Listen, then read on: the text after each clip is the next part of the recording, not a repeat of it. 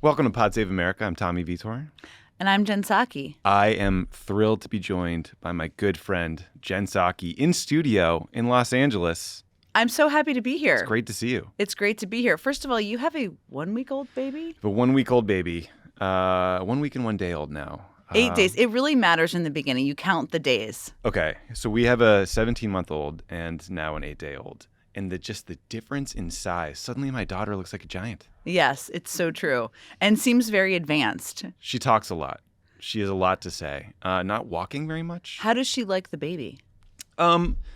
She sort of treats the baby like the dog, which is where we don't grip the hair. We pat, pat, pat. Gentle. But sometimes gentle. pat, pat, pat is a little more like slap, Aggressive. slap, slap. But we're doing good. I think I'm excited for him to have a big sister. Yeah. Because I think big sisters are a good influence, and big brothers can get you things. I will say, because you know, I'm a few years ahead of you on the children, Yes. but I have a big sister. My daughter is 8.5. My son is 6. They're a little bit farther apart in age. It is the greatest combination, because even now, if he's kind of having a meltdown, she'll be like, hey, buddy, take it. Calm down. You know, she's like another little mom in the house. We love it.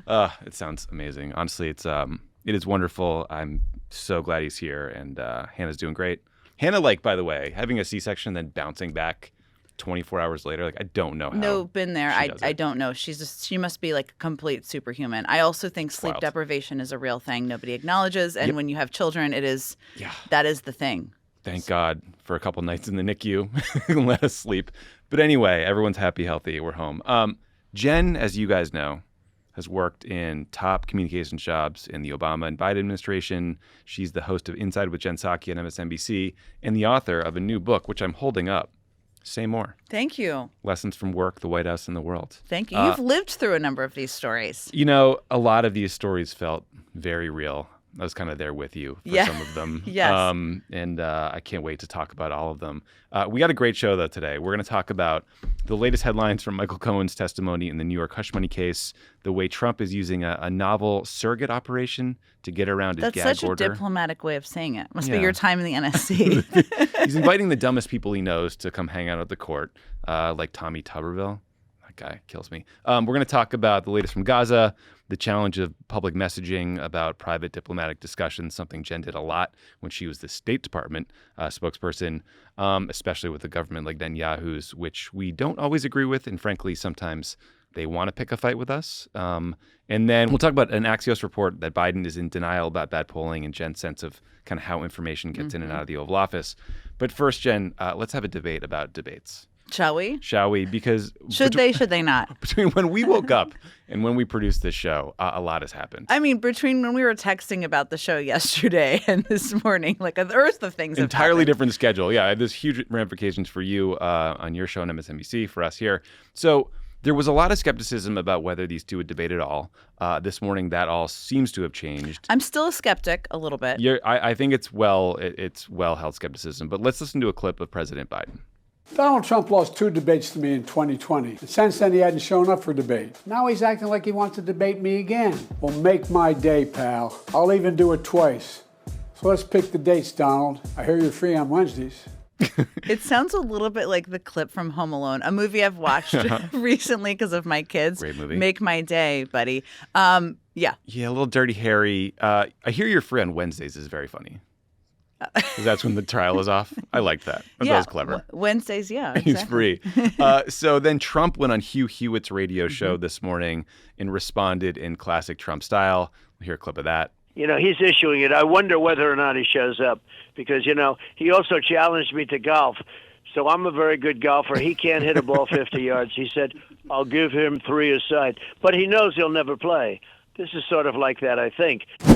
June and September would be great if you can agree on the size of the table and the moderators. Well, why don't you look at the statement? I just put out a statement. You should have it on your hot wires. You get everything. Gotta love those it's hot a lot wires. There, golf, hot wires. It's just like golf, isn't it? Debating in a presidential campaign, just like a round of golf. Give him 3 strokes in the debate course. I don't know. Okay, so when we woke up to now, the two sides agreed to a debate on June 27th at CNN Studios in Atlanta with no audience, a VP debate in July, and then there's going to be another presidential debate on September 10th, hosted by ABC. The key detail here is these campaigns are now negotiating directly. They're circumventing the Commission on Presidential Debates, which has set the dates and ground rules since 1988. Hating on the commission has become a bipartisan sport in Washington. The RNC pulled out of the commission process in 2022 after saying it was biased. The Biden campaign criticized the commission's original proposal because they started the debates after early voting had begun and they prioritized in-person audiences over the people watching at home. Mm-hmm. So, Jen, what do you make of this debate curveball? Well, and then Trump also truthed. Is that the term Yes, we use? he did. Truthed about a Fox debate in October. A third debate. Right, which the Biden team, at least as at the moment of our taping, has not agreed to. I'd be shocked if they do. Me too. But I think this is an interesting play by the Biden team. I mean, when he was asked by Howard Stern a couple of weeks ago, he said, yes, he would debate. And I don't think he had another choice. He had to say that. I agree. Because if he hadn't said that, it would have sounded weak. And one of the challenges they have right now is this feeling of chaos and weakness. A lot of these issues are so much more complicated. I know we'll dive into a lot of them, whether it is protests on college campuses, what's happening in the Middle East, even kind of Putin still being out there and crazy. But it feels chaotic. Yep. And I think, and it feels a little weak that he can't unilaterally make all of these things calm. And if he had said, I'm considering it, it would have fed into the Sleepy Joe narrative that they've done a pretty good job of beating back, post, of course, the drugs he apparently took the night of the State of the Union. Those help. Those did help, apparently. So they had to do that. This was interesting because it's now May. It's hard to believe, but we're talking about a debate in June. June. Which we were just talking about how that feels stressful. How is that possible? Because you have to prep for it. But I think internally they knew that at some point this was going to hit ahead, and they were either going to be ahead of it or be responding to Trump. That's right. So it was smart in that sense. I think it was also smart that they put out this letter of their criteria, which basically, I mean, none of this is on the level, this entire election in many ways, in terms of how Trump is operating. But it did put the Trump team on their back feet where they had to just agree to that. If they tried to litigate things on there, they would have looked a little weak. That's right. Yeah. I mean, also, like, I think doing this a little earlier, it just means it's less existential. Yeah. A Right? June debate, I know, 1,000 things could happen between July and kind of the end of the year. Yeah, and I know, like, I talked to some Biden people this morning. I mean, they just had no confidence in the debate commission anymore. Yeah. The commission completely screwed up in 2020. They let Trump ignore its policies on COVID testing and masking, which nearly infected President Biden. And if people watch that video now, it will wild. just throw you off because Trump looks unwell. He looks unwell, and also Yeah. Melania just strolls in with Yeah. the kids. They're all unmasked. Melania tested positive 5 days later. So, like, they could have killed the current president of the United States before he was elected. I know that Biden's team also felt like the commission bent over backwards to create a schedule this time that seemed advantageous to Trump because they were worried about enticing him into this process. Pulling him in, right. It was kind of on his game. Yeah.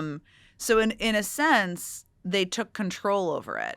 Now, what's hard or not, I mean, you could argue it every which way, is that Trump could certainly say, I never agreed to those specifics in the Right. letter, and he probably will, and that's how this all falls apart. Right. Even though he's basically said, I would debate him anywhere, anytime. So And also, there is a huge question of who is going to be the moderator. Yes. Trump will be like, I want the My Pillow guy, but I'll settle for, like, Sean Hannity. Or well, something. in his Fox Truth, he put out, I believe, Brett Baer. Oh, yeah.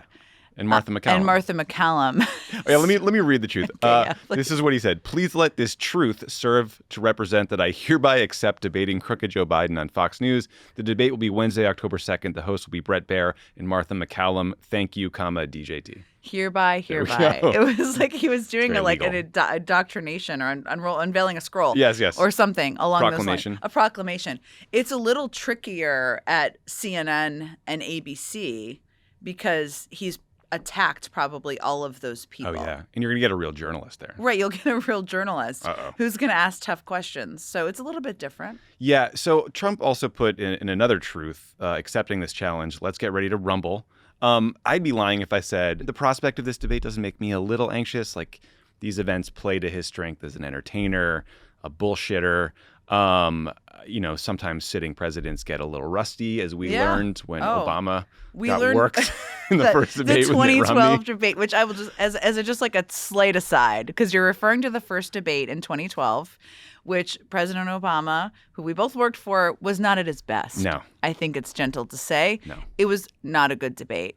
Very Afterwards, I don't think he fully knew it wasn't a good debate afterwards. That's my recollection. So David Pleffett to tell him, the next morning I had the unenviable task of doing a round of the morning shows, including Fox. And I very distinctly remember a producer from Fox getting me the microphone and saying, "Good luck with the Vipers out there." Because one, it was Fox, but two, it had been terrible, right? Oh, yeah. Yeah. I also remember Obama the next day. One, I said to him on the plane, "Yeah, how you doing, sir?" And he was like, "I am great." And I was like, "Oh. Are you?"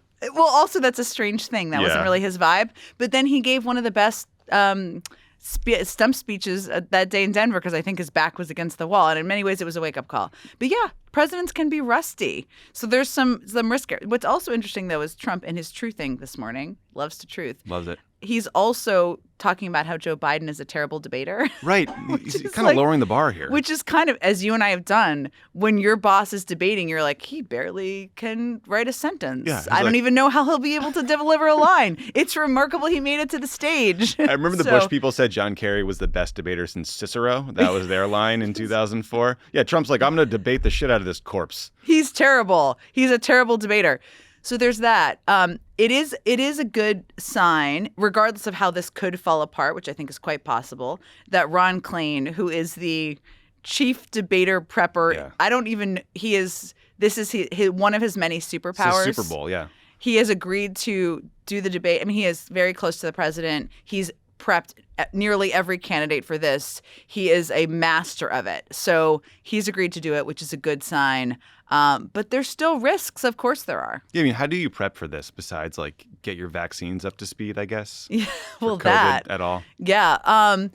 There's a physicality of it. I mean, I keep thinking of the Clinton debates with Hillary Clinton. And obviously Trump wouldn't do the same thing to Biden. But when he's like looming in the background. He was looming in the background.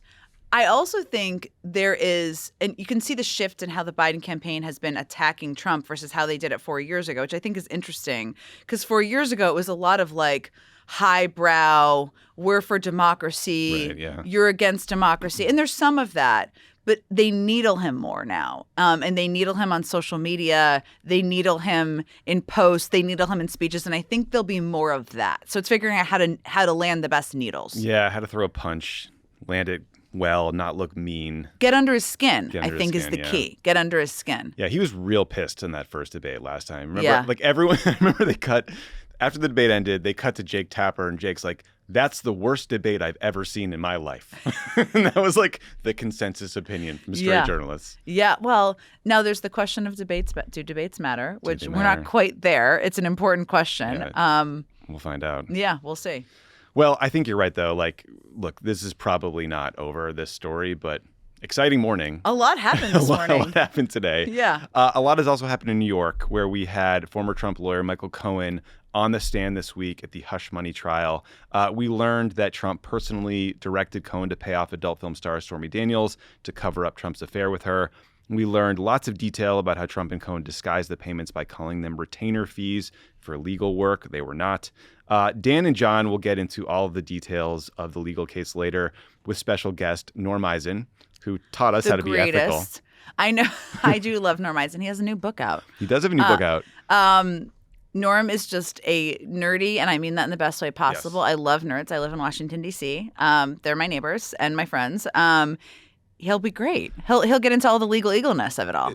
In a town where sometimes people approach the job without a personality, Norm was the opposite. No, you would hear him coming down the hall. He would make you laugh. Like, he's the best. But Jen, so Trump has been flanked by all these special surprise guests. We had Speaker of the House Mike Johnson. We had Alabama Senator and bona fide idiots Tommy Tuberville. We had J.D. Vance, the Ohio Senator. Here's a clip of Speaker Johnson from outside the courthouse. I called President Trump and told him I wanted to be here myself to call out what is a travesty of justice, and I think everybody around the country can see that. President Trump is a friend, and I wanted to be here to support him. There's so much to unpack here. Where shall we start? Yeah. So what do you make of this, like, surrogate operation support group? Like, what do we think we're doing here? Well, I mean, J.D. Vance was there. Vivek Ramaswamy is coming. Tommy Tuberville, the gift that keeps on giving Love in the that guy. Senate. Specifically to Mike Johnson, just for 1 second. Mike Johnson was called to be the speaker by God per his own description. Mm-hmm. Yet the moment he decides to be out there aggressively supporting President Trump in this manner is him flying to New York City to not stand by his side and also defend him when the former president is sitting in a courtroom because he paid hush money to a former adult film star and had an alleged affair with her while his wife was pregnant, right? Good defamation training, by the way. Alleged. So, alleged. I heard it. But is God calling you to do that? There's a whole hypocrisy thing there. This man installed an app on his phone and his son's phone so they wouldn't watch porn called Covenant Eyes. Well, he's sitting in this. That was an initial flag that maybe we were going to come to this moment. Okay. So in some ways, it's validating. What? But I would say overall, it tells you a lot about the Republican Party and Trump's ownership of the Republican Party. And this big question you guys talk about, I talk about of, is there a post-Trump?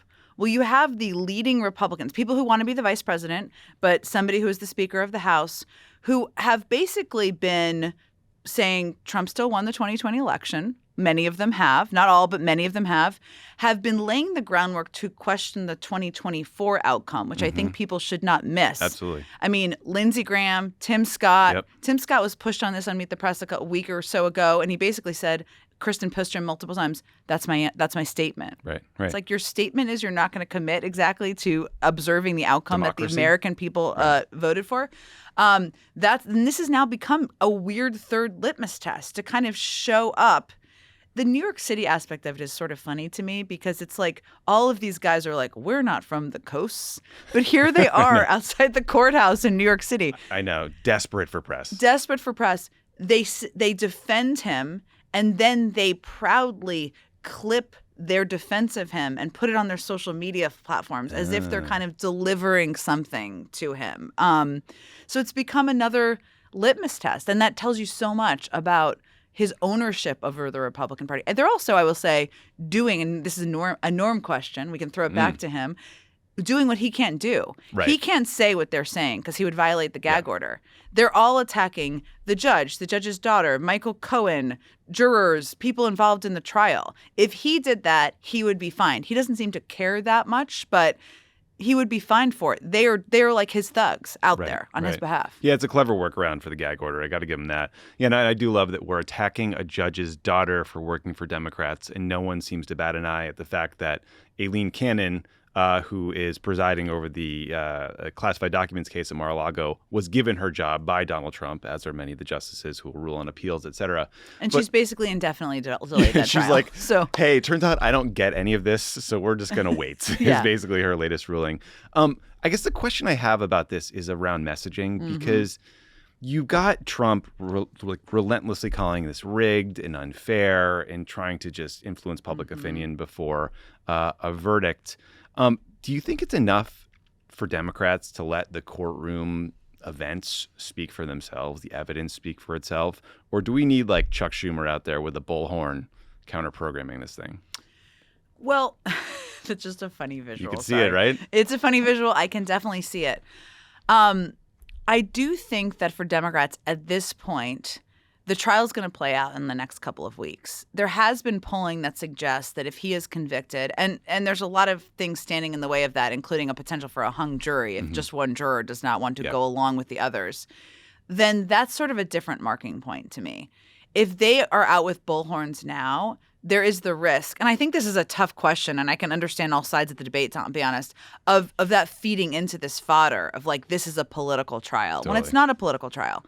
What I do think, and I've been thinking about in the last couple of weeks, I've been kind of surprised. I mean, I thought that the legal support for this, and you know, from talking to a lot of lawyers and not myself, makes sense, and that Bragg didn't get enough credit for that. But also I've been surprised, even though there hasn't been video cameras in the courtroom, which has been a real challenge in talking about it. Believe me, I do. On television, you're like, this is what was said. Let me have a dramatic reading of what was said. It's not quite the same. But is watching Stormy Daniels talk about how she blacked out while she was having sex with him, that combined, not the same thing, with the fact that he clearly, and also hearing Michael Cohen talk about his response when he said, well, how is this going upstairs, as in with your wife? And he basically said, I won't be on the market too long, combined with the fact that he also doesn't think women should make choices about their own health care. There is a total thematic disrespect for women.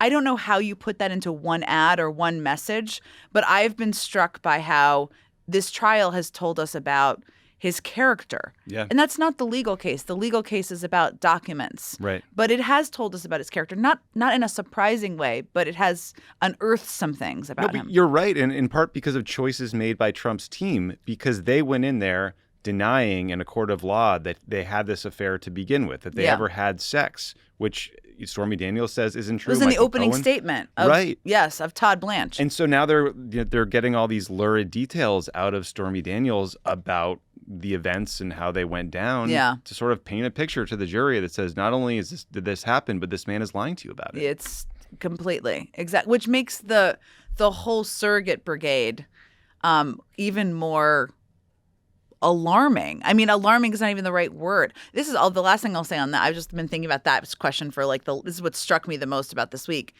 is that these are the same people, Mike Johnson specifically, who helped him in 2020 and are basically raising their hand and saying, I'm happy to enable and help you.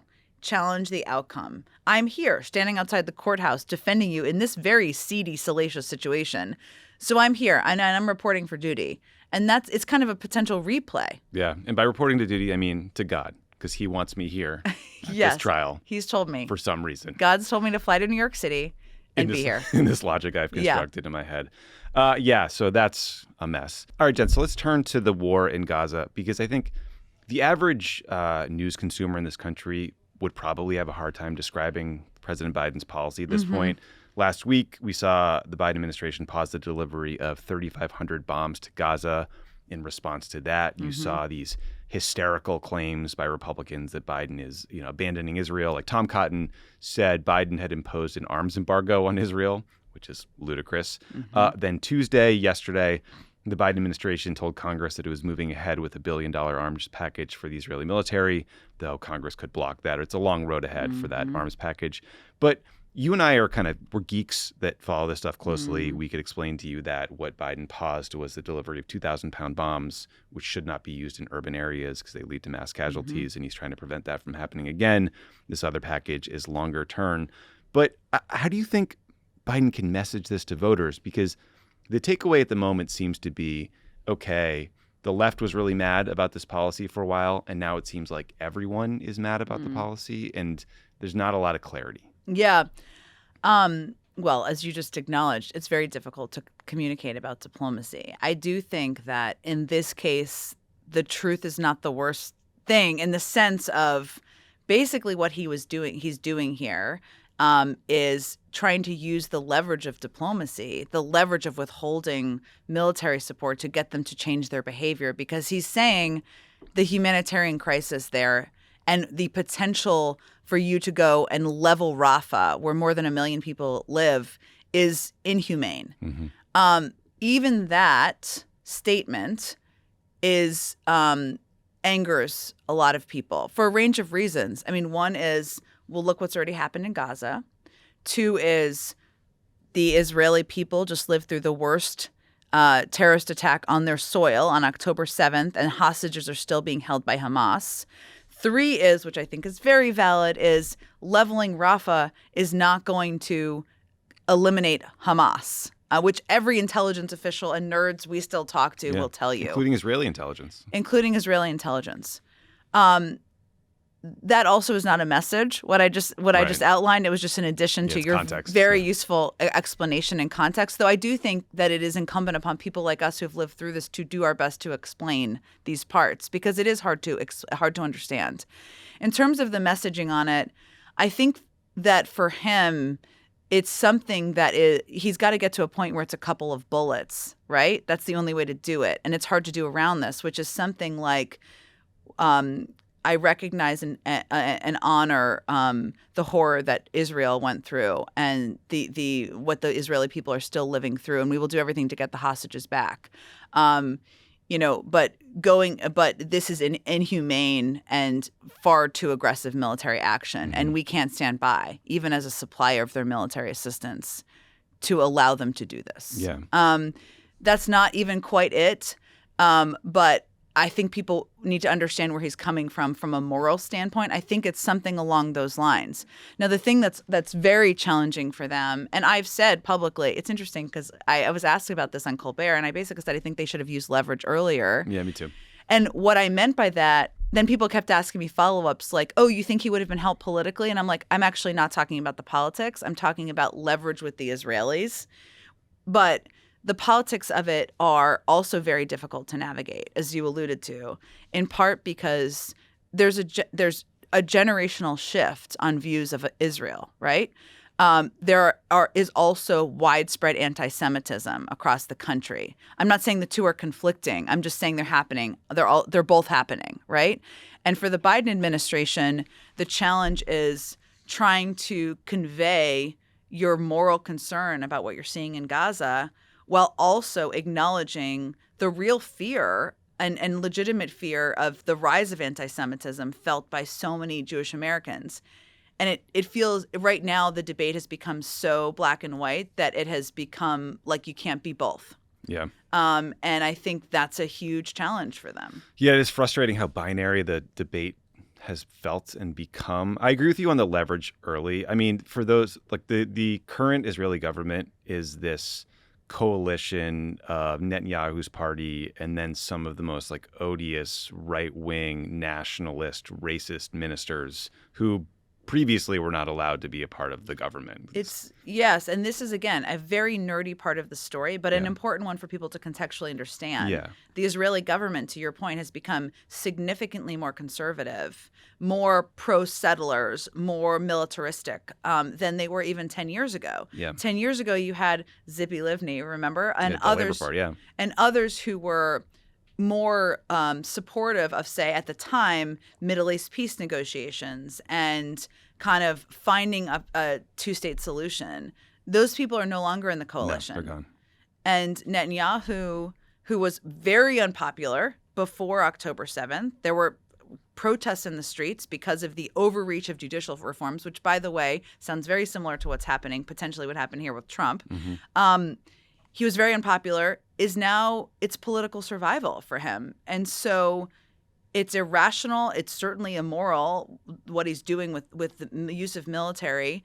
But he's also dealing with a country that is reeling from the worst thing that has ever happened that has impacted Jewish people across the world. Right. Yeah. I mean, you have Netanyahu with this political setup where if these right-wing ministers pull out of the government, it could topple the entire government. He's out of power. Yep. He could then face prosecution. Yeah. So that's just sort of understanding his political and risks. judicial survival. Yes, judicial survival. You could go to jail for a bunch of corruption charges. You have an Israeli public that is understandably scarred and terrified and probably majorities feel like do whatever it takes to prevent this from happening again. And then you have a government, and we experienced this after 9/11, where the response from voters is like, do something. We don't care what it is. Do something, show action, take action.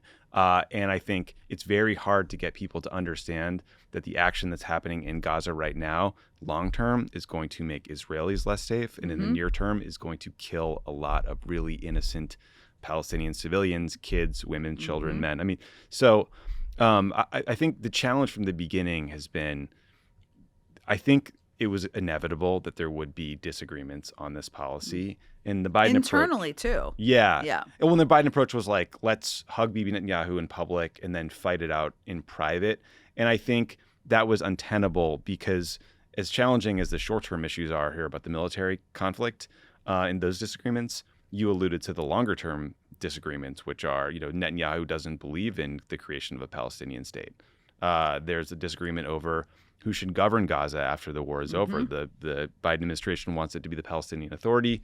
Netanyahu has rejected that idea. So, I think ultimately, like, you need your private and public messaging to align because A, it's going to leak out anyway, but B, I mean, Netanyahu might want to pick a fight with you publicly, and you have to be prepared for that. Which is what he's done in the past, including Joe Biden. When Joe Biden went there as vice president in 2010, and there was an announcement of settlements, like as he landed in Israel. Do you remember this? I'm sure you lived it.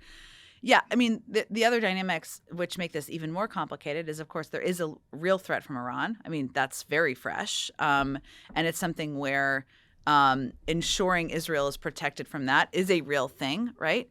The other piece of this is the notion of like a two-state solution being just like an easy next step. I mean, I understand what else are people going to say, but I lived through a year and a half of Middle East peace negotiations. The Kerry process. Yes, when the Israeli government had more members of the coalition who were much more open to that. Right? That is a tremendous leap in order for that to happen. But yes, to your point, Tommy, I think they made a bet. This is what happened. They made a bet, you said, I think, where if he could hug Netanyahu, that Netanyahu would moderate his behavior. That's not what happened.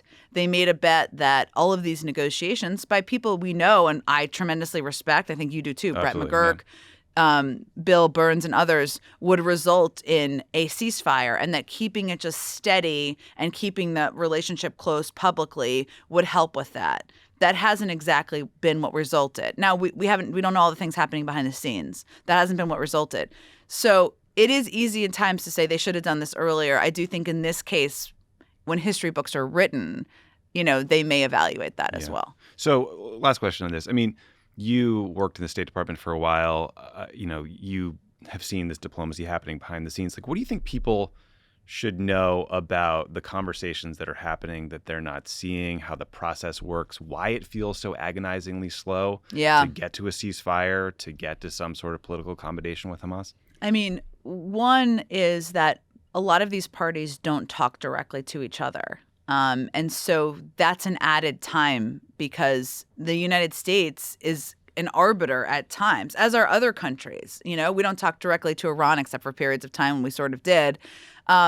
So the United States is an arbiter between these negotiations in many ways, talking to different players or talking to a third country that is talking to Hamas. Talking to Qatar, who's talking to Hamas. Talking to Qatar, who's talking to Hamas, or the Egyptians or others who are talking to Hamas, and then also talking to the Israelis.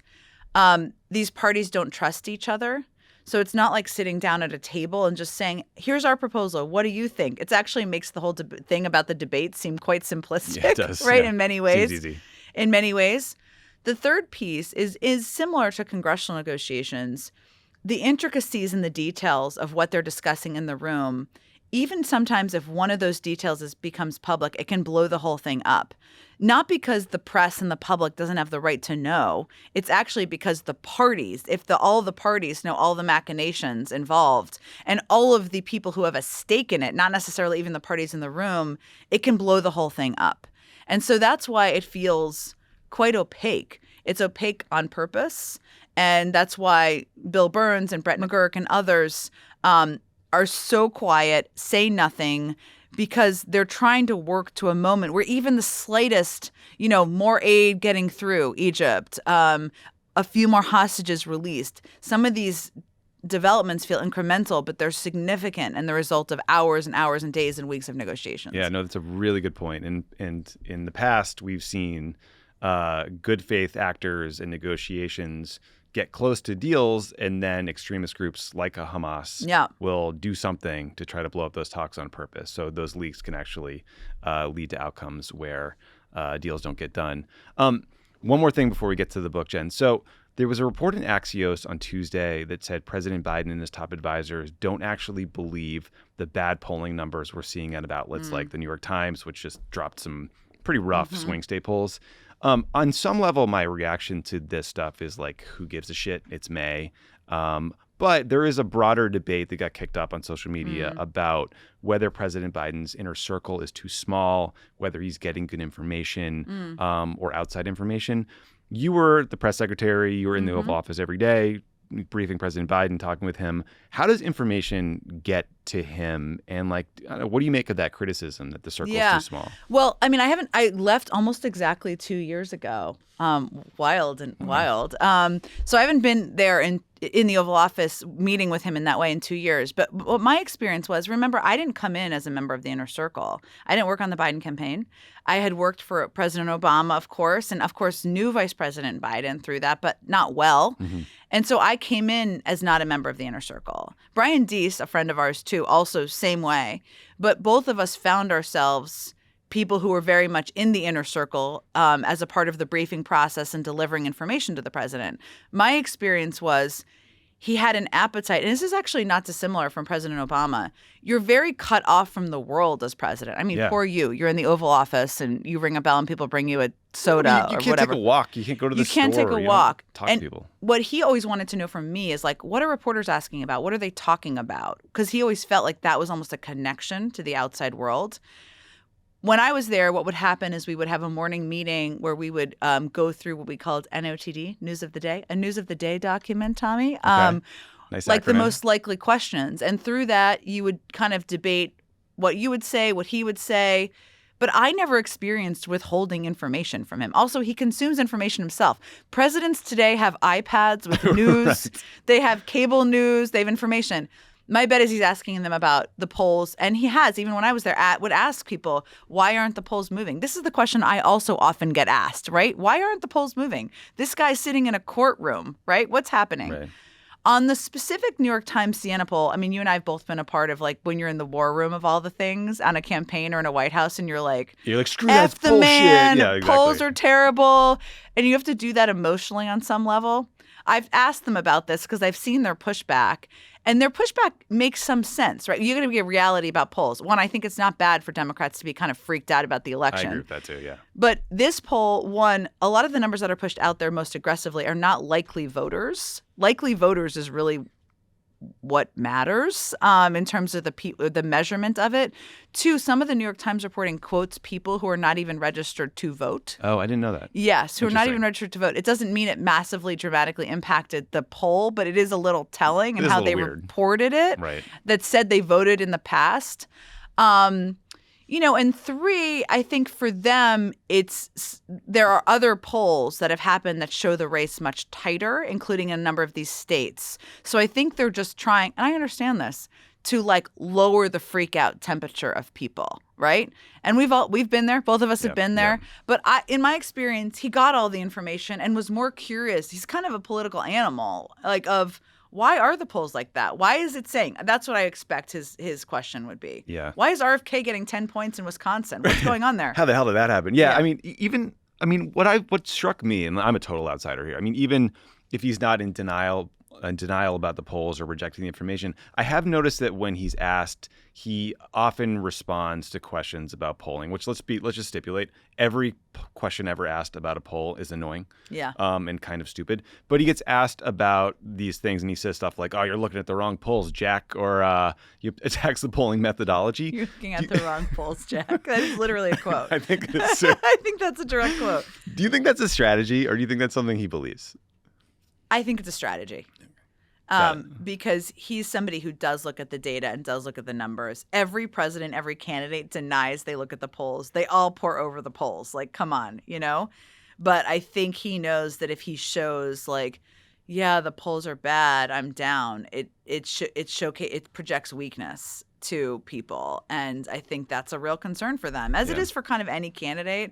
But sort of a traditional, not you're looking at the wrong polls, Jack, but like, we don't even look at the polls. Right. Like, yes, you care. do, you Yeah, liar. you do. But like, it's everybody says that. So I think it's more a public strategy than it is how he actually feels. And they have like tons of survey data coming into the office, like private tons, data you're every right. day. Internal data, internal polls, these thought bubbles of like what words are popping, all sorts of things. Exactly.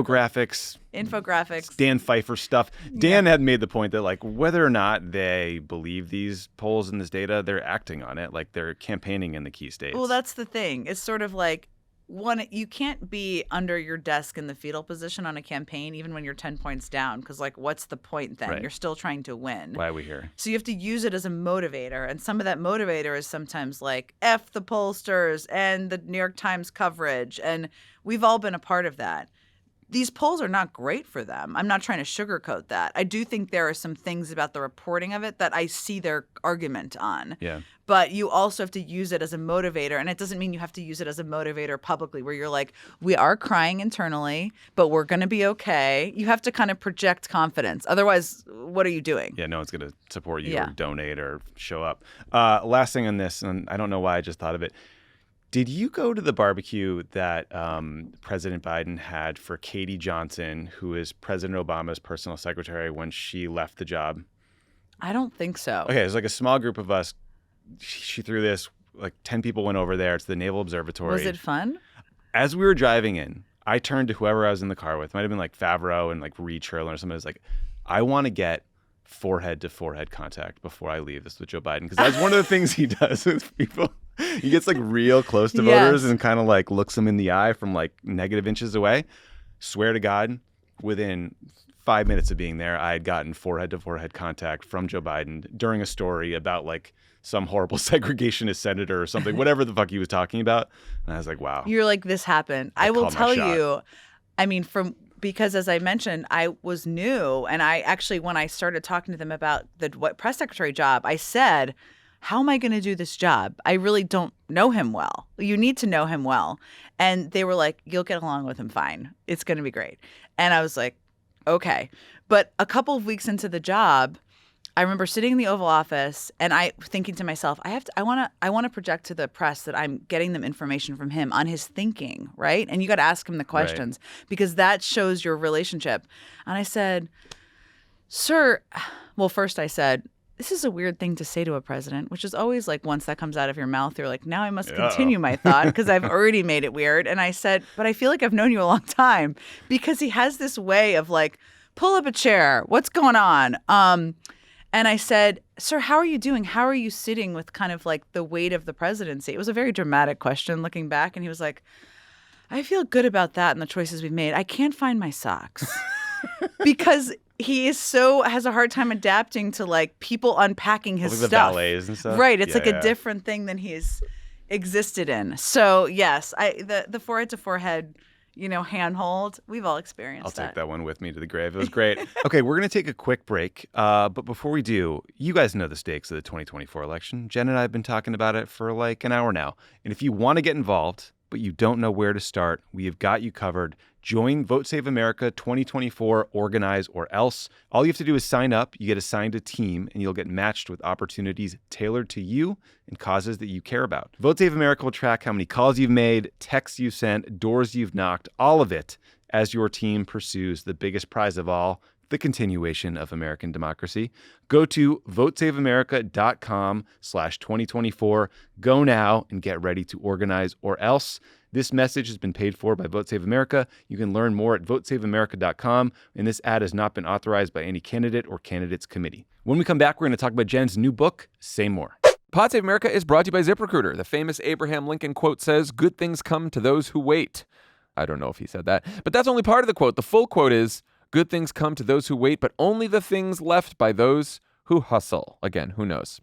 We had a history of inserting some Abraham Lincoln quotes that we thought were Lincoln quotes into a Barack Obama speech, and turns out it wasn't a Lincoln quote after all. So you got to watch those things. Hey, if you're a business owner and want the best people on your team, the same applies. Thankfully, ZipRecruiter puts the hustle in your hiring so you find quality candidates fast. And now you can try it for free at ZipRecruiter.com/crooked. ZipRecruiter's smart technology finds top talent for your roles right away. Immediately after you post your job, ZipRecruiter's matching technology starts showing you qualified people for it.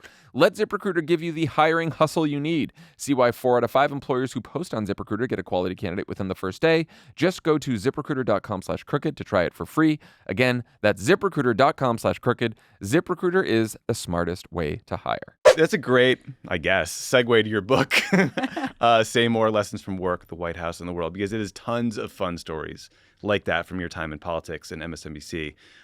Let's start with a simple one. You write about the first time you met President Obama, then Senator Obama. How'd it go? Well, Tommy, I don't know if you remember the first time you met. You worked Oh, for I him do. earlier. It's horribly embarrassing. So I was hoping we could swap. Yes. So when you worked for him much earlier than I did, and John and I were talking last night about how actually when he gave that amazing speech in 2004, he and I were both backstage with the Kerry daughters who were fighting over who was going to introduce their dad at the convention, which really brings back. But that aside, I knew I wanted to work for President Obama from the moment I saw that speech. That was a dog. It was not Dog. Tommy. You got a big dog in here. And from the moment I saw that speech, and then from when I saw, because I was working the Democratic Congressional Campaign Committee, the response and reaction to him from all these people running for Congress who wanted him to come to their districts everywhere. I knew I wanted to work for him. I actually turned down a job with the Clinton campaign before knowing I had a job with the Obama campaign. Nice. I turned down John Edwards. There you go. And I remember Bullet dodge there. And and now this is like kind of a funny detail now. I was like very down the road in being Senator Menendez's communications director. I was like down the road interviewing with him. And I called Robert Gibbs, who we love. Our mentor, our boss. And I said, listen, I make it a job. I make it a Senate comms director job. I have to know if I'm going to have a job. I need to know soon. And he was like, oh, you have a job. Can you move here next week? That's how it started. But anyway, long story short, about October of 2007, and I started working in February for the campaign, I was sent to Cincinnati, Ohio to staff him, meaning go with him to his events there. And I was waiting in his car when he was going to get off the plane from Chicago because, of course, as you know, they have you wait in the car so that they can get the motorcade going immediately. Right. And I was so nervous in the car. It's weird. You're like it's chilling out weird. In this car. I'd never met him before. It's Barack Obama. Are you kidding me? And I thought to myself, what should I say to him? And he gets in the car and I said, you may be wondering who I am and why I'm in your car, which I thought was a pretty good line. It's a pretty good line. Then I immediately got like the handle of my bag caught on like part of the car and the entire contents of my bag spilled out onto Barack Obama, pens, makeup, tampons, all of the things, to which you know him well. It was like very cerebral in his response, which was almost worse because you're like, this man thinks I'm crazy and he will never want to see me again. Now, I worked for him for 10 years and staffed him at nearly every political event he ever did.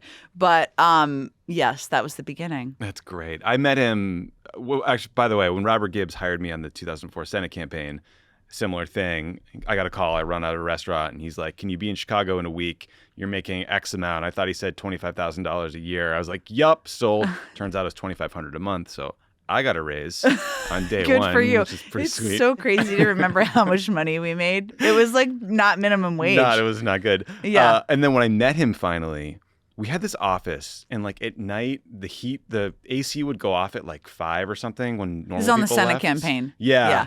And then I was like 8 o'clock, and I'm like assembling press packs on the floor. I've like sweating through everything. I had my shoes off, and he fucking walks in, and that's my intro. I stood up and I'm like, hey.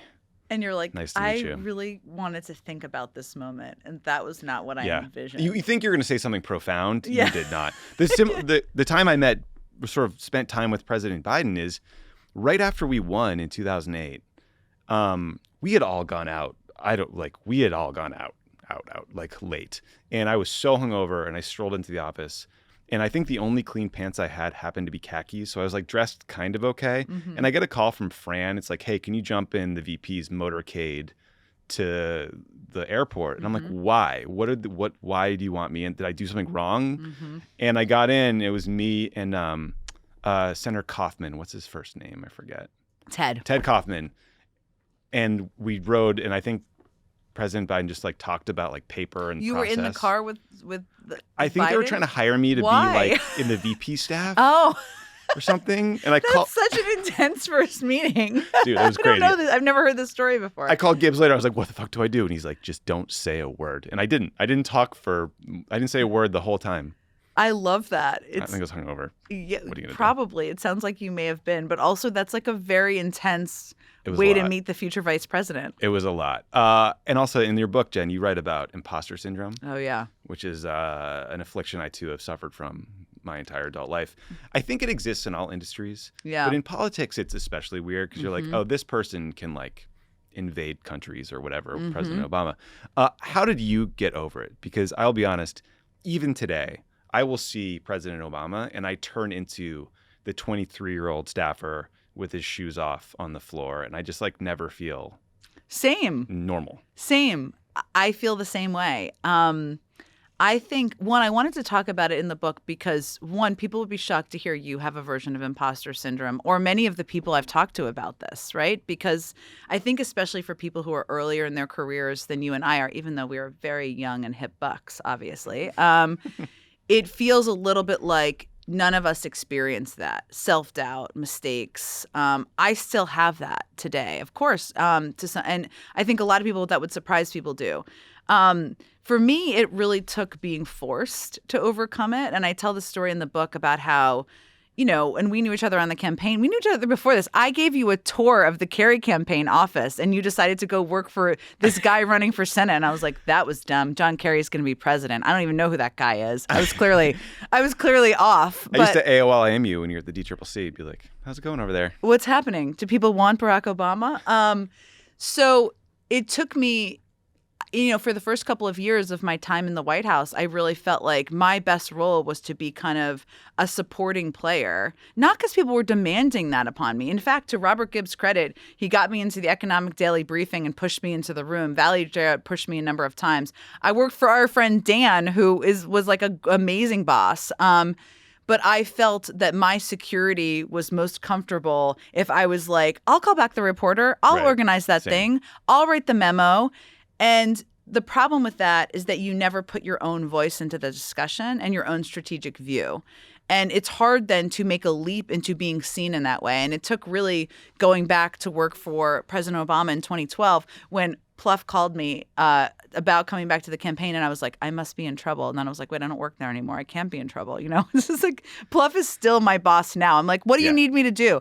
So took him calling me and me going back to the campaign and asking Robert Gibbs, how am I going to get President Obama? There's no other choice. I'm the person from the campaign traveling with him. I mean, Pluff was going to travel sometimes. Jay Carney was, of course, but Jay was going to be, in the weeds of like whatever regulations were being announced about a variety of things. It was my job to brief him on political stuff. How am I going to get him to take me seriously and not see me as this 27-year-old kid who dumped the contents of her purse on his lap, which I'm sure he didn't remember. I'm sure he definitely doesn't remember now because I've told this story. So now who knows? But it took that and me asking him and him saying, just act like you belong there because you do. And at a certain point, people will believe you, including you. It's not a fake it till you make it in the sense like you were very qualified for the jobs you did, as was I. But it is about pushing yourself to recognize you have to force yourself to be seen in the way you want to be seen. And being a supporting actor and being a wallflower in the room, I would be like, I don't want to go to that meeting with the president because I was like, I'm going to say something stupid. I would rather someone else go. Me too. And it's actually exhausting and paralyzing in many ways. So it really took that. And the benefit, as you know, I'd wanted to be the press secretary before I got the job for Biden. The benefit of doing what I did is that, you just get a little bit more comfortable in your own skin as you get older, right? There's something about like getting married, having kids, having perspective in life, becoming 40. There's nothing magical about that, but something about it that when I went back, I could smell the roses more. And I also recognized it was incumbent upon me to show President Biden that like we could have a trusting relationship. I could give him tough feedback, but I felt more prepared for that. Yeah. Well, and you were. I mean, you had done like everything at that point. You had been at the State Department. You'd been at the White House. I mean, of course you were like the best prepared person to be press secretary that I could imagine given that experience. Thank you. But that doesn't make it easier to tell the President of the United States, Barack Obama, that they're wrong. No. And that they're wrong because your judgment tells them they're wrong. And recognize they may say, no, you're wrong. Right. I mean, that's part of it. And you have to say, okay, you're the president. Cool. Right? Yeah. But I mean, I can tell from reading your book that let's talk about Afghanistan, because I could tell in the book that was just a searing experience for everybody that worked there, which is not to compare it to, like the impact of the people who were killed or their families, but just, being in the White House at that time sounds really brutal. But you not only had to manage the communications around what was happening, you had to explain to President Biden why his meeting with some bereaved families, the families of the soldiers who'd been killed at Abbey Gate in that terrorist attack, had not gone well, why that meeting had gone badly. Can you tell that story and what that was like? Yeah, I mean, I wanted to tell that story for a couple of reasons. One is that even people who are well-intentioned, as President Biden is when he shares the story of his own personal loss, which he still gets emotional and choked up about, talking about the loss of Beau, the loss of his first wife and his daughter, that it doesn't mean it's always well received. And it's also up to the audience to determine how they receive it. And in this case, you have these Gold Star families who had lost, it was the worst day of their lives, the worst thing that had ever happened to them ever, in this attack on Abbey Gate, where they lost men and women who've been serving our country. And even though President Biden's intention was good, it was not what they needed to hear. It was not what was healing them. And for some of them, it was an affront. And they have the absolute right to feel that way. And it was my intention in telling that story to convey, one, that I had to give that feedback to President Biden because the New York Times was writing a story. And it was also important for him to know that. Mm-hmm. But how wounding that is when you're telling someone you sharing the loss of your son is not something that is helping them heal. Right. To his credit, what he said was, I thought I was helping them. But also my effort was to validate their experience and validate that even if it's not your intention, that's their response is how they felt. Unfortunately, there was a couple of lines included in there about him looking at his watch that will be fixed in future versions of the book. It's not an important part of the story in the sense that my objective was to validate their feelings, nothing else. But it is important for people to understand that, even as president, even as a CEO, even as somebody with the best intentions, with somebody who's been through something difficult, that you have to really read the room and read the audience of the people you're talking to and allow them the space to feel how they feel about what you're conveying to them. Yeah, it sounds like, even in that case, when it's you're sharing something that's so searing and so personally painful in an effort to make it a connection, and to know that failed, I imagine was just incredibly difficult for him. Yeah, I almost thought, and I tell this in the book, but I almost thought that the phone line had dropped. Yeah. Because he was so quiet in the moment as he was trying to digest what had happened. And he's a man who's experienced so much tragedy and is so generous about sharing his own pain if he thinks it will help others. Like, I know Ben Rhodes has a story where he was giving a West Wing tour to a family who had lost a child. And for those who don't, when you do a West Wing tour, the staffers themselves give it. There's not like a tour guide that walks you around. You're the one giving the tour to people. And Ben and this couple ran into President Biden. And Ben said, that their story just kind of poured out of them, and they were crying and they were telling him what happened. And he was sort of consoling them. And, it's like 7 o'clock at night, right? Usually these tours happen after we all had eaten dinner from the mess or whatever. And President Biden took 10, 15 minutes out of his day, the end of a long day, to just personally console this couple. And so later, this couple sent Ben a note that was like, "We want you to know that moment changed our lives. We were able to move on in a way we hadn't and heal in a way we hadn't. Can you please pass this message along to President Biden?" So Ben relayed that to the vice president. 20 minutes later, Ben gets a call at his desk. "Hey, it's Joe Biden. Can you give me their number? I want to check in on them." And everyone has a story like that. There's so many stories like that. And that's important for people to know and understand too, is that when people are going through grief and loss, there's no magical words that's going to change what they've been through. His sharing of his own personal story has helped so many people, and his empathy. There's this story from 2007 or 2008, and I didn't know him at the time, but one of my husband's mentors, her grandson was dying of cancer. He was maybe 10 or 11. I don't remember the age. And on a trip to Ohio, she was a big Democratic activist, and the vice president met the grandson, and not just met him, he took him in his car to the plane, gave him a tour of the plane, spent all this time with him. Does that change of course not, or the grief, but it also shows his empathy and his care. And that is really who he is. But I think he also recognizes, because I'm sure there are things that people have said to him over the years that didn't hit right and were well-intentioned, but weren't the right thing to say. Yeah. One of the hardest things about being a spokesperson in politics is that you get no leeway for making a mistake in good faith, right? If you convey inaccurate information, you're called a liar. Different people can have different recollections of the same event, as often happens. Yeah. You wrote about a particularly tough case from your time with Senator Kerry, then Secretary Kerry, that involved a military coup in Egypt and a yacht. Yes. Tell us a little bit more about that. It's never a good combo, those things, Tommy. Yes.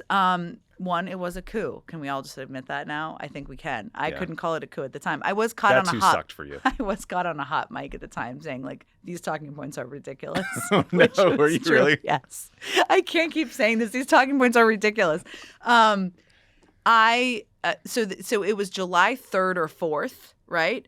Which is relevant mainly because this was all the news was breaking when I was at a July 4th event with friends, actually. Kate Bedingfield now, which is a longtime good friend of mine. And this news was breaking. I called some of Kerry's aides, traveling aides, to say there's reporting that suggests he was on a yacht today when this coup was breaking. Now, just if we step back for a moment, a Secretary of State can do calls from anywhere and can do work from anywhere. And that's what we should have said. He wasn't going to rappel down into Cairo with a machine gun. But also it was bad optically, let's be honest. Absolutely. So in the breakup of the phone call, I heard them say he was not on the yacht. Now, he was on the yacht, but I put out a statement saying he was not on the yacht. It became very clear the next day with photos that he was on the yacht. I had not intentionally. It was literally like bad phone connection. And I should have just checked with more people. At that moment, I was like, oh God. And so what I did was I called every single reporter I'd spoken to and apologized and said, this was my intention. This was not my intention, and I also put out a statement falling on the sword. Now, people attacked me, all the things that happens over the course of days. But I do think with the reporters, some of whom you and I know well, who can be tough and like all the things, I'd established credibility for years before that. They didn't think of me as some liar, right? And so that helped me in that moment, even though I put them in an awkward position, although I fell on the sword. So the point of that is like, you have to own up to your mistakes when you make them. We all make mistakes, and they are hopefully unintentional. I like to think mine are. But in that moment, that's what I did. And I thought the world was going to end, and it didn't. Oh, look, I've been there. I mean, I remember there was an example when I was the NSC spokesman. The U.S. had interdicted some weapon shipments from Iran to the Houthi rebels in Yemen. This already sounds really complicated and nerdy, and I'm a nerd. I'm like, what? As one does. Yeah, no, the Houthis, they're pretty hot on TikTok right now. There's some hot pirates. Anyway, so somehow the details don't matter. That joke is going to hit with someone out like there. 4 people, like Ben and like one other guy. Someone is going to hit. Ben's roaring somewhere right now. So the New York Times hears about this interdiction of these weapons to the Houthis. They call me for comment. I go ask John Brennan about whether this happened, who was the national security advisor to Obama at the time. John is like, you have to get them to delay this report. This will blow up all our work with the Yemeni government. It will undo years of counterterrorism work, blah, blah, blah. So I'm like, okay, I'll do my job. I call the reporter back. He agrees. I get him to delay. Like 6 hours later, the Yemeni Navy puts out a press release taking credit for this operation. And this guy calls me and is like, what the fuck? You lied to me. You screwed me, trashed me with his colleagues. I don't think the guy ever talked to me again. I sent like 5 apology emails or whatever. And it's like, I to this day, I don't know what happened. Yeah. But there's so much trust. Like, listen, I'm not saying that like people who are spokespeople, they don't have responsibility, but you have to put a lot of trust in the people around you to get good information that you then convey. And especially in national security jobs, like we were constantly told, try to get this reporter not to report on something about intercepted intelligence or whatever it might be. And like, you have to believe that the person you're getting that steer from is trustworthy. And I think John Brennan is like the most trustworthy guy I worked with, by the way. I think something weird happened here. I don't think it was John's fault. But also then the journalists have even less information than you do. Yeah. And they have to trust you. I know. There's so many layers of trust in the whole process. You also have to make the calculation as a spokesperson. I mean, I was kind of generally a believer, unless it was like, because some of those examples you're talking about are like, if this is reported, it will put people's lives at risk, right? Things along those lines. That's a different category. I was of the belief most of the time in my time at the White House, which I can admit now, that if somebody had a story, just let them roll with the story. Yeah, me too. Good on you. Right. Good on you and your good reporting, right? I'm never going to litigate people to, I don't think, litigated people to the death of a story that they accurately reported, even if they were ahead of where we are. It can be a pain in the neck, but also that's what freedom of press is, by the way. And that's how democracy works. And so at that point, then you just have to manage the impact of it because they did good reporting. Good for them. One time, I think it was like the Wall Street Journal got a scoop that the U.S., we had conveyed some information to the Iranian government through the United Nations, through Susan Rice. Mm-hmm. So the Journal had it. On our other channel. We always have channels and talking to we have lots of channels. Yeah. But you know how this goes. So one outlet gets a scoop. Everybody else descends on you to confirm it. And with the New York Times in particular, it would be like 8 reporters. You'd get Bigfooted 7 different times. And like finally, David Sanger was the final boss who would like stomp on your head. David Sanger's calling myself So Helene Cooper calls. She's a great reporter from the Times, now covering the Pentagon. Is like, hey, man, like I got shit to do. I'm on deadline. I know this happened. Can you just confirm it on background? And I'm like, sure. And then she confirms it as a White House official instead of like the weasel words we normally use. And Susan Rice calls me and is like, motherfucker, did you confirm this? Yeah. And I was like, I did. I'm really sorry. I know I wasn't supposed to. Correct. I did. Yes. Because it happened. Yeah. This is also part of credibility with reporters. Because I think over time you develop a credibility with them because of that. And because you're like, you know, there's all sorts of language press people use. It's funny if you could throw yourself back into this. Like, I can't confirm it, but I'm not going to steer you off it. So if you want to confirm it as like an on deep background, as an unnamed official, nobody's going to argue you're wrong. It's like a whole circle of stuff. This is always true with personnel. Like I oversaw the war room for the transition. It was like there was a leak every day about some sort of person. But unless it's like somebody's life is at risk, right? And when there are negotiations that might topple, obviously that's a factor. But it does establish your credibility so that you can go back to them and be like, your story on this is wrong. Right. And then they're like, oh, yeah, I remember the 7 times you helped me out. Right. Yeah. Well, and speaking of this sort of like need to know thing, you wrote about how Ron Klain, who was the chief of staff to President Biden, future debate prepper, and former, and just a brilliant guy. But he had sort of a need-to-know approach to reading in spokespeople information, meaning he would only tell you what you needed to know, because I think you said that Ron's theory of the case was like, it's too hard to disaggregate in your own mind what is public and private information, so might as well withhold the private information. Yeah. And I read that in, look, Ron's a great guy, and he was trying to manage like an impossible-to-manage place, but I read that and it struck me as so wrong and frustrating because, one, I always felt like press people don't leak for the same reason janitors don't throw shit on the floor because we're all mopping it up later, right? Right. And then two, last people to leak, press people. Right, because like I don't want to have to deal with this. Yeah. And then second, you alluded to this earlier, like reporters know if you are read into something and you have a relationship with the boss and are in the mix, or you're just repeating talking points. And like you just have less credibility if it's the latter. Totally. And also the context of understanding things from being in the meeting and the discussion helps you be a better communicator. You know, it's not your job to read from a piece of paper. It's your job to explain. And to his credit, he just had a kind of an older school view of that. He's not the only one who's had that view over the course of time. I think there were some through the course of past administrations who had that view. I think I benefited from, as you benefited from, when you've been communicating about national security issues, as I did for 2.5 years at the State Department, you fully understand how to hold back things that you can't share publicly.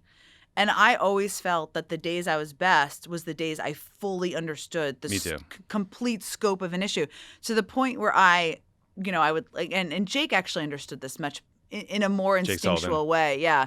Where you don't invite yourself to meetings typically, but I went to him during a couple of moments, like around Ukraine and Russia, around Afghanistan. I was like, I have to sit in these meetings. I'm not going to say anything. He was like, you can say things. I'm like, I don't need to say anything. I know. I'm like, I'm not going to say anything, but I need to understand the scope of what's happening because then I can help, and I will always come back to you. And then what would happen, because sometimes these talking points go through a bureaucratic process and they say nothing on the end, is I could go back to them and say, here are the 5 questions I'm going to be asked. Here's what I think I should say. Right? Walk me back. Sometimes they did, sometimes they didn't. But there were times where I was like, I have to be in the room because otherwise I can't be effective at doing the job. Boy, you talk about imposter syndrome, though. When you're literally sitting at a chair behind like the chairman of the Joint Chiefs and the Secretary of Defense and the Secretary of State, You're like, how did I get First in of all, I don't tell this story in the book, although I do tell the story of ripping my pants in front of Barack Obama, not an extended version, which is a very embarrassing story. But there was one day, to your point, where I had kind of invited myself. And I always said this to Jake, I'm not trying to invite myself. He's like, you're welcome to come. It's fine. Stop being weird about it, right? But I went to a meeting that was, I think it was related to early days of Russia's invasion of Ukraine in 2022. And it was an important meeting. I don't remember what it was about. And it started at 8 a.m. I go to the ladies' room that's right near the sit room on the bottom floor. And I realize I have split my pants.